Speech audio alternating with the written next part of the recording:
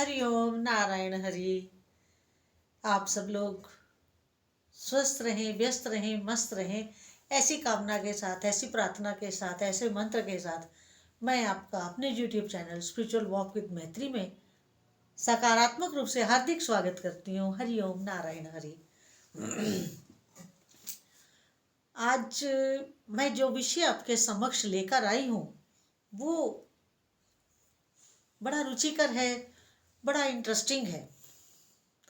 और मेरा आज का विषय है कि हम लोगों को बड़े उस्ताद बनते हैं हम लोग, कह रहे हम तो उसकी मन की मंशा जान गए, हमने तो उसके लिए ऐसा समझ लिया, वो क्या चाहते हैं वो हम जान गए, इसीलिए हमने अब ऐसा किया। संसारिक लोगों की बातें तो आप बहुत अच्छे से पहचान जाते हो और उन्हें मत भी लेते हो, मगर क्या आप ईश्वरीय संकेतों को पकड़ते हैं? क्या आप ईश्वर के मन की बात को जान पाते हैं? क्या आप ईश्वर के मन के भाव को जान करके उसे मतते हैं? नहीं, वो पद्धति नहीं आती है। किसने क्या कहा, किसने क्या लिया, किसने क्या दिया, किसने कैसा किया, ये तो बहुत अच्छे से आपको आता है, मगर ईश्वर हमसे क्या चाहते हैं ये नहीं जानते। इसी के ऊपर आज मैं चर्चा करने आई हूं। देखिए, ईश्वर हमसे बात करते हैं। ईश्वर हमें कोई भी घटना, दुर्घटना होने से पहले भरपूर संकेत देते हैं। वो हमारी बुद्धि है, हमारे मन की चंचलता है कि हम उन संकेतों को नहीं पकड़ पाते हैं। क्यों नहीं पकड़ पाते हैं? इसके कुछ कारण हैं, इसके कुछ वजह हैं, रीजंस हैं, जो मैं आज आपके साथ डिस्कस करने आई हूँ। देखिए, जैसे इसका एक कारण है आपका बहिर्मुखी होना। भीतर को नहीं देखना है, बाहर ही बाहर हर चीज को देखना है, बाहिर्मुखी होना। दूसरा कारण है आपकी मन की चंचलता।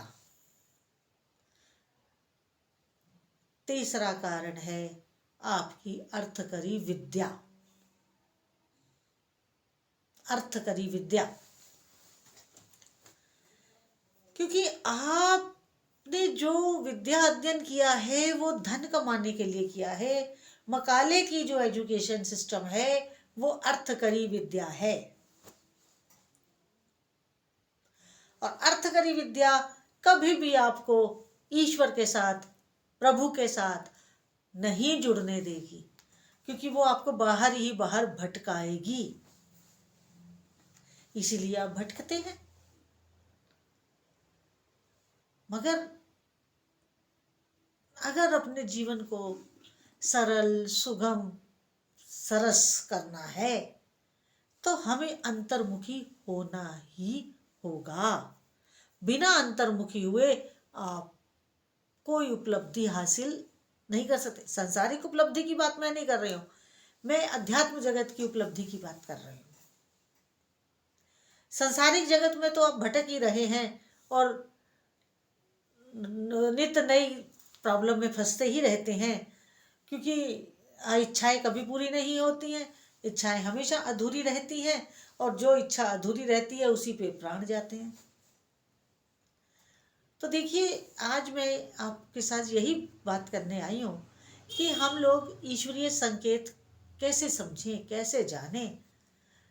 देखिए, आप जितना अपने मन को चंचलता से विलग करेंगे, मन को स्थिर करने का प्रयास करेंगे, उतना ही आप अपने ईश्वर के नजदीक जाएंगे, उनके निकटता महसूस करेंगे। और जितनी आप अपनी ईश्वर के साथ निकटता महसूस करेंगे, उतनी ही क्लैरिटी से आपको प्रभु का मैसेज क्या है आपके लिए वो समझ आने लगेगा। देखिए, ईश्वरीय भाषा जो है वो प्रभु हमारे पास सामने आके एकदम फिजिकली तो आके हमें ये नहीं कहेंगे कि मैं तुम्हारे लिए ये करने वाला हूँ और अब मैं तुम्हारे लिए ये करने वाला हूँ, अब तुम्हारे जीवन के अंदर बड़ी अच्छी सुखद घटनाएं घटेंगी, या अब मैं दुर्घटनाओं का एक दौर शुरू करने वाला हूँ। ऐसा तो वो आपको आके नहीं कहेंगे। बट नेचुरल, ये कुछ सतयुग तो है नहीं कि प्रभु साक्षात प्रकट हो जाएंगे। कलयुग में जी रहे हैं। अब बात ये आती है कि भगवान की भाषा कौन सी है, ईश्वरीय भाषा क्या है जिसे हम समझ सके। और वो ईश्वरीय भाषा है संकेतों की, संयोगों की, घटनाओं की, संयोगों की। ईश्वरीय भाषा संकेत है, हमें उनका संकेत पकड़ना होता है। और संकेत पकड़ने की जो पैरामीटर है कि हम ईश्वरीय संकेत कैसे पकड़े। आजकल तो वो लगे सिग्नल्स पकड़ने के लिए बड़े बड़े टावर लगे हुए हैं, बड़े बड़े सेंसर्स लगे हुए हैं कि वो एलियंस को ढूंढ रहे हैं और उनके सेंसर से उनसे पकड़ते हैं। लेकिन हम ईश्वरीय संकेत कैसे पकड़ें इस शरीर में, स्थूल शरीर में। तो ईश्वरीय संकेत पकड़ने का सीधा सा पैरामीटर है कि आप अपने मन को अपने कंट्रोल में करने का प्रयास करिए, अंतर्मुखी होने का कोशिश करिए। और इसके बाद आप अपने जीवन में घटने वाली घटनाएं और संयोगों को, घटनाओं और संयोगों का मिन्यूटली वॉच करें कि आपके जीवन में क्या क्या घटनाएं घट रही हैं और क्या क्या संयोग बन रहे हैं। और जो व्यक्ति जितना अंतर्मुखी होगा वो उन घटनाओं और संयोगों को जब कंपाइल करेगा, जब जोड़ेगा, उनको एक करेगा, तो वो ईश्वरीय संकेत पकड़ लेगा कि मेरे प्रभु, मेरे इष्ट देव मेरे से क्या कहना चाह रहे हैं। क्योंकि ईश्वरीय भाषा संकेतों के रूप में है और जो संकेत है वो घटनाओं और संयोगों के रूप में हमारे जीवन में प्रवाहित होते हैं, घटते हैं, संयोग बनते हैं, घटनाएं घटती हैं। उसी से ये ईश्वरीय संकेत, ईश्वरीय भाषा हमारे तक फ्लो करती है, ब्रह्मांड से, यूनिवर्स से फ्लो करते हुए हमारे लाइफ में घटने वाली हर घटना और बनने वाला हर संयोग ईश्वरीय कृपा से होता है। और जब ये ईश्वरीय कृपा को हम समझने लगते हैं, क्योंकि ज़्यादातर तो हम अपने जीवन में घटने वाली घटनाओं को दूसरे के ऊपर थोप देते हैं कि उसकी वजह से ऐसा हुआ। संयोग बनता है तो उसको हम गंवा देते हैं, खो देते हैं। लेकिन जो साधक है, जो उपासक है, जो डाउन टू अर्थ है, वो इस बात को जरूर समझता है कि अगर ऐसा हो रहा है। क्योंकि देखिए हमारे वेदांत का पहला ही नियम ये है, क्योंकि हम वेदांत को मानते हैं, मैं वेदांती हूँ, श्री विद्या उपासक भी हूँ। तो जो हमारे वेदांत का पहला नियम है, बिना कारण कोई कार्य नहीं होता।